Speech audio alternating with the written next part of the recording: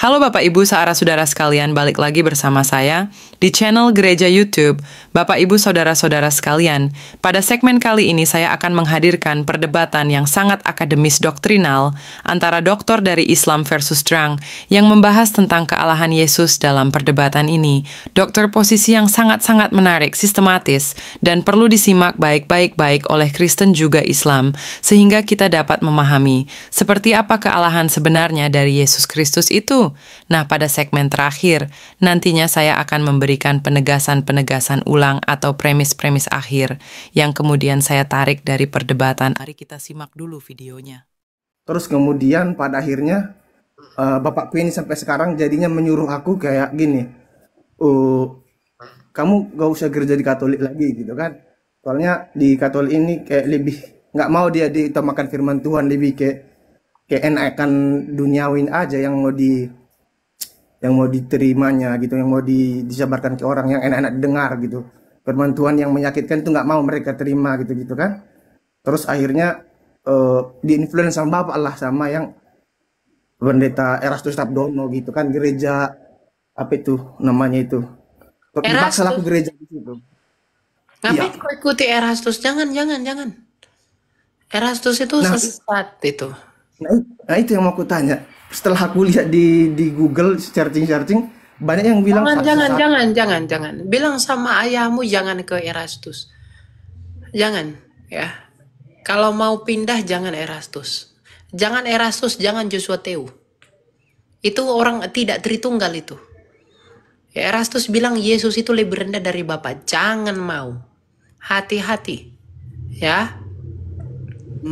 Pernah aku bilang ke bapak gitu kan, so pak, ginilah ada aku dengar khotbahnya pendeta Erastus, dia bilang gini, Yesus itu bukan Mesias yang sebenarnya, tetapi Allah Bapa yang berdiam diri dalam Yesus, katanya gitu. Itu menurutmu gimana? Ya pokoknya janganlah, kalau itu jangan. Kalau saya bilang jangan, ya jangan. Tapi terserah Anda mau dengar saya mau enggak, itu urusan Anda lah. Tapi kalau kamu bilang Erastus, jangan Erastus, jangan Joshua, ya. Itu bilang sama apamu karena ajarannya itu sesat ya. Mereka ada Yesus besar lah, Allah besar, Allah kecil, Allah mayor, Allah minor tuh tidak beres itu teologi apaan itu ya. Nah masalah gini, kalau saya secara pribadi ya, saya tidak suka khotbah yang lembek-lembek. Saya malah, tapi tergantung preferensi orang ya. Saya nggak suka yang adem-adem. Saya mau yang menegur dan menghajar saya. Karena barang siapa yang kukasihi, ia kuhajar dan kutegur, kata firman Tuhan. Tapi saya tidak mendiskreditkan Katolik ya. Karena memang mungkin Katolik ciri khasnya begitu. Karena fokusnya Katolik kan bukan khotbah, tapi ekaristi. Ya, fokusnya gereja Katolik kan melakukan ekaristi itu perjamuan kudus. Perjamuan kudus, ya. Itu. Jadi mungkin gereja Katolik itu menselaraskan kepada tujuan itu enggak masalah. Tapi kalau dalam hal firman misalnya, saya lebih suka yang memang yang keras. Kenapa? Karena itu tapi gini, kerasnya itu bukan dengan mencaci, menghina dan menghujat ya, tapi benar-benar menelanjangi kita sebagaimana adanya kita. Sehingga kita sadar, wah saya ini orang berdosa, saya ini kotor. Maka di dalam kesadaran itu, melalui firman Tuhan yang dibagikan itu, kita merendahkan diri di hadapan Tuhan, mengakui betapa joroknya kita di hadapan Tuhan. Saya lebih suka begitu. Bahkan kalau saya pun berkhotbah tuh, saya nggak pernah khotbah berkat-berkat. Itu nggak pernah. Kamu akan diberkati, kamu jadi makmur. Nggak pernah saya mau yang begitu. Saya selalu yang tajam-tajam. Ya, bisa tentang Yesus, tentang pengorbanan Kristus, kehidupan kita, saya selalu yang begitu ya. Tapi bukan menyalahkan mereka yang berkat-berkat juga ya, tetapi untuk kehidupan zaman sekarang saya pikir janganlah yang lembek-lembek lagi, jangan kasih bubur lagi umat itu, jangan tidurkan mereka, harus dibangunkan, getarkan mereka agar sadar ya. Sebanyak orang tuh nggak sadar sekarang gitu ya. Tapi berkhotbahnya juga jangan marah-marah kayak orang nggak jelas gitu loh, kayak emosi bawaannya kayak orang nggak terkontrol ya. Itu juga jangan, itu kan nggak bener gitu loh. Itu menjadi batu sandungan bagi orang yang dengar. Tapi khotbahnya keras tapi dengan cara yang santun, berwibawa, dan orang dengarnya, oh Jadi orang itu menyerap apa yang mau disampaikan. Ya, jadi kalau memang mau pindah si ayahmu dan itumu, saran saya jangan ke Erastus. Ya, melihat pengajarannya sudah Kalau jelas. yang gini, kalau kita Kristen kan dasar landasan ini kan Allah Tritunggal kan. Ya, Nah, kalau ada gini buat pernyataan gini dibilang kan, Yesus itu bukan juru selamat yang sebenarnya, tetapi Allah Bapa yang itu berdiam diri salah. di dalam Yesus. Nggak ada Itu begitu. bukan Tritunggal lagi jadinya kan? Atau gimana itu? Ya, juru selamat itu Allah. Allah Bapa, Putra, dan Roh Kudus. Tetapi dieksekusi melalui Putra yang menjadi manusia. Juru selamat ya Allah. Tetapi dieksekusi melalui Putra yang menjadi manusia, Firman menjadi manusia. Keselamatan itu selesai, dibuktikan di dalam Firman yang jadi manusia. Tapi juru selamat itu siapa? Ya Allah. Allah itu siapa? Ya Bapa, Firman-Nya, dan Roh-Nya. Tapi eksekusi keselamatan itu adalah Firman yang menjadi manusia. Bukan Bapa, bukan Roh, tapi Firman. Gitu. Iya, berarti Yesus itulah memang yang juru selamat yang sesungguhnya kan? Karena dia itulah Yesus firman juru kan? selamat. Yesus juru selamat, Bapa juru selamat, Roh Kudus juru selamat. Oh, berarti dengan pernyataan kayak gitu itu berarti salah itu ya. Yang mengatakan seperti itu ya. Oh iya, sama terakhir ada pertanyaanku. Yang jadi kalau di Katolik kan ada namanya doa Salam Maria kan. Di kalau memang Katolik pada dasarnya ngomong apa namanya? Orang Katolik tidak berdoa kepada Bunda Maria, tetapi mengajak Bunda Maria berdoa bersama gitu kan. Tetapi ada di dalam doa Maria seperti ini. Kan doa Salam Maria kan, Salam Maria penuh rahmat, Tuhan sertamu, terpujilah engkau di antara wanita dan terpujilah buah tubuhmu Yesus. Santa Maria Bunda Allah. Nah, doakanlah kami yang berdosa ini. Jadi kan Maria itu kan bukannya Bunda, kalau dibilang Santa Maria Bunda Allah. Sementara kan Maria itu Bunda Yesus gitu. Itu gimana ya menurut Eli itu? Kalau dengan doa itu. Yesus kan Allah. Tapi kan Allah itu kan hakikat ya. Iya. Jadi seolah-olah Allah itu yang hakikat Allah itu yang bundanya sama Maria gitu. Loh, Itu gimana sih? ketika Yesus dikandung, hakikat kealahannya ya di dalam. Bersama dengan hakikat kemanusiaan Kristus. Kan dikandung dari Roh Kudus. Roh Kudus yang menguduskan Bunda Maria. Sehingga tidak bercacat janin itu. Karena ada yang ilahi di dalam. Bersama dengan kemanusiaan. Makanya dia disebut Bunda Allah. Bunda Allah bukan berarti Allah itu diperanakkan, enggak. Tapi karena hakikat keilahian itu. Yang dari firman menjadi manusia itu di dalam kandungan Bunda Maria. Theotokos. Itu ada. Jadi kealahan Yesus itu bukan dari Bunda Maria. Tapi karena keilahan itu berdiam di dalam Bunda Maria. Di dalam kandungannya yang dikuduskan Roh Kudus itu.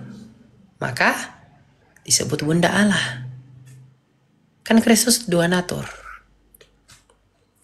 Gitu. Iya, ya. Nah, ya. Berarti nggak ada masalah dengan itu ya. Sebenarnya aku sering apa ya? Bertentangan lah pikiranku dengan itu gitu.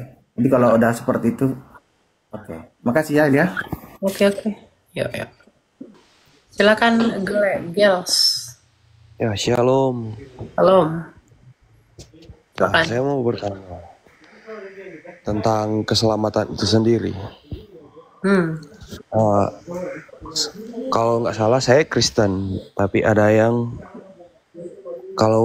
saya lupa. Ada kedua rasul yang mengutamakan, ada yang mengutamakan bahwa iman yang menyelamatkan, tapi ada juga yang mengutamakan bahwa perbuatan juga itu yang membuat kita diselamatkan. Itu kalau nggak salah itu Rasul Paulus atau di Perjanjian Baru dan Perjanjian Lama. Itu gimana, Kak? Atau mau minta penjelasan itu tentang kedua rasul itu? Ya, nggak ada yang salah antara Yakobus dengan Paulus. Ya, Yakobus Yakobus ya. berkata, perbuatan baik karena iman tanpa perbuatan adalah mati. Paulus berkata hanya oleh iman. Nggak ada yang salah. Iman tanpa perbuatan adalah mati. Memang hanya karena iman. Tetapi kalau iman itu tidak dibuktikan dengan perbuatan baik, maka iman itu mati. Nggak ada. Ini apa yang bertentangan? Nggak ada keselamatan iman plus perbuatan baik itu nggak ada. Karena perbuatan baik itu nggak ada tanpa iman. Orang di luar Yesus nggak ada yang berbuat baik. Dalam kacamata Allah nggak ada yang berbuat baik. Ya, Jadi saya nggak ada ngerti. iman, dengar dulu. Jadi nggak ada iman plus perbuatan baik itu nggak ada. Hanya iman. Tapi iman itu dibuktikan dengan perbuatan baik. Karena itu buah iman. Makanya kita disuruh berbuah. Jadi kalau iman plus perbuatan baik, seakan-akan di luar iman ini ada perbuatan baik. Bagi Allah tuh nggak ada. Iman itu yang membuat kita berbuat baik. Iman itu yang membuat perbuatan kita dianggap baik. Gitu loh. Iya, iya. Betul, Ya. betul. Jadi Rasul Paulus itu benar, Yakobus itu benar. Karena Yakobus berkata iman tanpa perbuatan itu mati. Ya.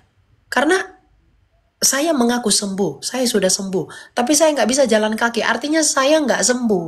Kamu mengaku beriman, tapi nggak ada perbuatan baik, artinya kamu nggak ada iman.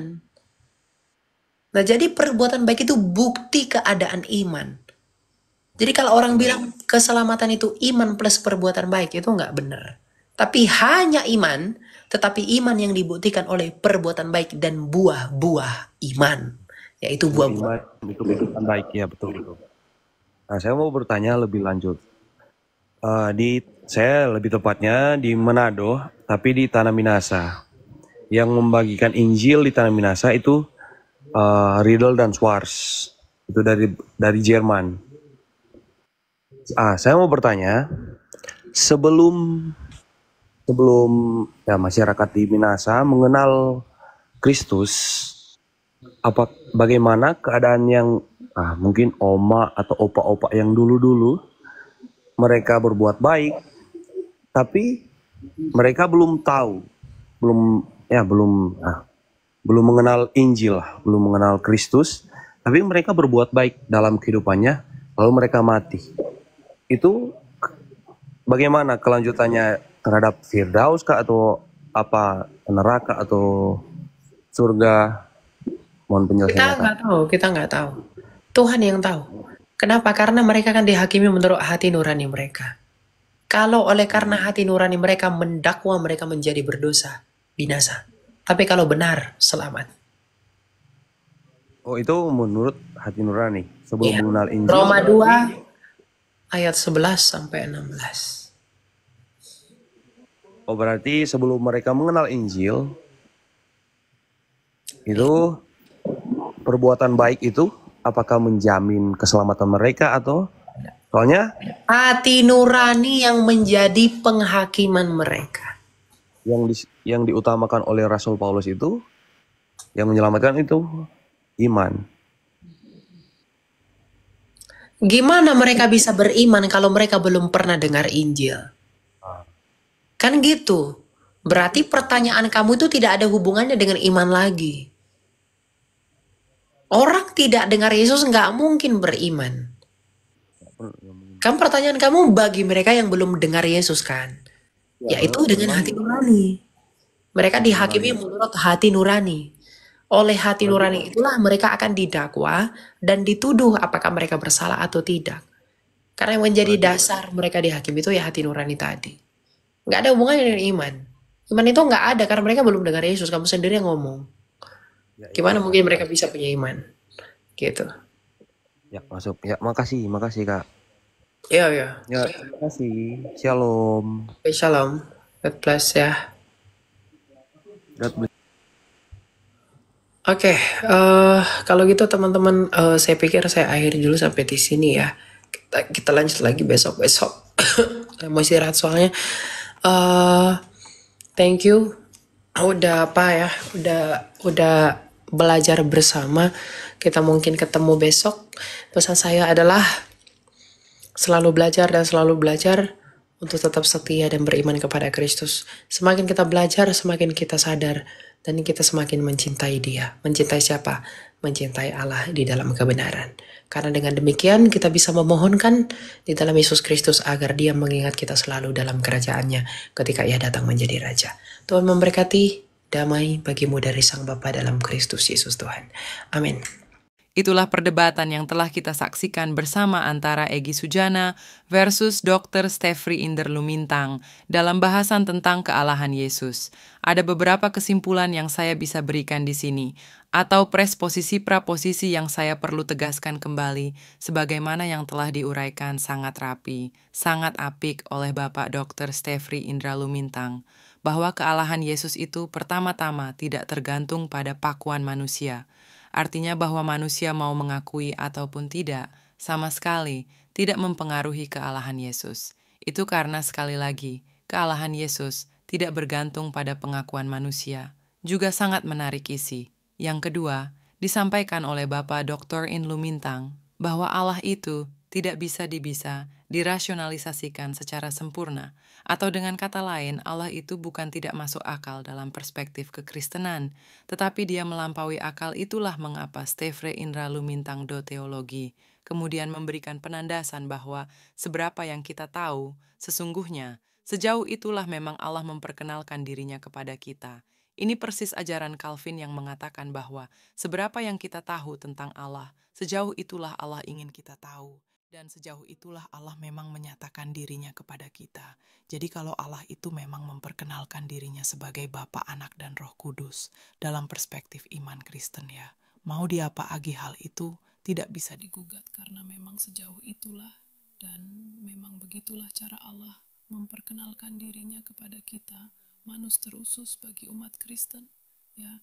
Dan stat yang paling menarik atau presosisi yang paling menarik yang juga disampaikan oleh Bapak Kumintang, bahwa Allah itu tidak bisa dimasteri, ya tidak bisa dijinakkan dengan akal dalam pengertian bahwa selalu yang mistru, ada hal yang bisa dijangkau dengan akal pada kenyataan tentang adanya Allah itu, dan disitulah salah satu bukti kealahannya.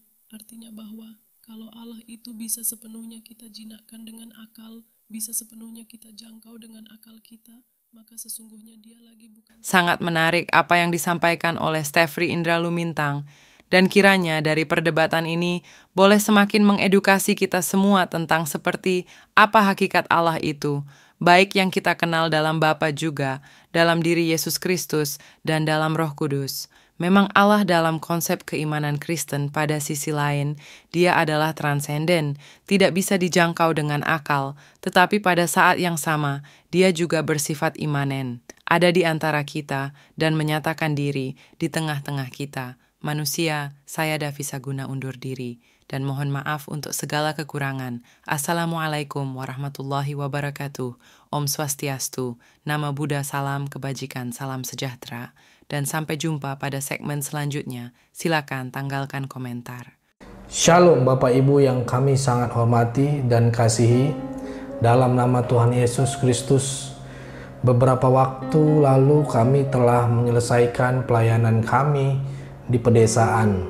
Kami membuat satu terobosan untuk membuat mobil ambulan gitu ya, untuk transportasi.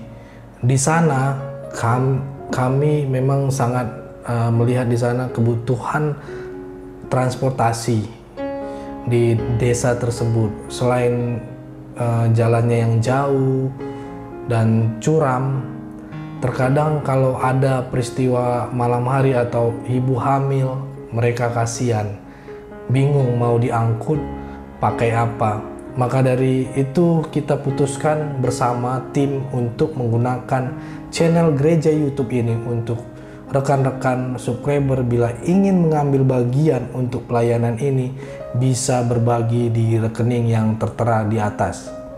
Ayo ambil bagian. Kami perkirakan habis sekitar 130 juta karena untuk membeli mobil dan dekorasi ambulan tersebut. Apalagi ditaruh oksigen, peralatan oksigen dan lain-lain. Kami memohon dukungan doa dana dari Bapak Ibu, saudara-saudari penonton gereja YouTube, orang-orang baik yang rindu berdonasi dalam melakukan atau mengirimkan di nomor rekening yang tertera di bawah ini. Kami berharap Tuhan akan menolong kami dan mencukupkan kebutuhan untuk pelayanan ini. Terima kasih, doa kami selalu menyertai saudara dan pelayanan kita bersama ini. Tuhan Yesus memberkati kita semua. Haleluya.